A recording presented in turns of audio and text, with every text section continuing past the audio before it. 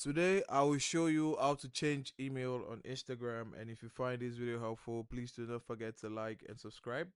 Now the first thing I'd like you to do is to launch your Instagram application on your device. Once you're in your profile at the top of navigation, you're gonna click on the hamburger here. Now once you click on the hamburger, the first option you're gonna get under your account is gonna be account center. You're gonna click on account center. Now on the account center, you're going to scroll down until you see account settings, and then under that, you're going to click on personal details. Now on the personal details, what we want to do is we want to click on contact info. On the contact info, we are going to come to the bottom and we're going to click on add new contact. Now here we're going to choose add email.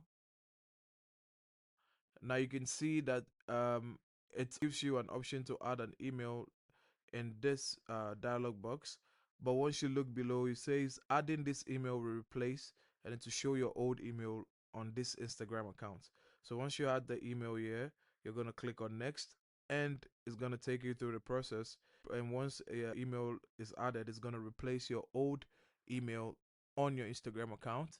Now that's how to change email on Instagram. If you find this video helpful, please do not forget to like and subscribe, and I'll see you in the next one.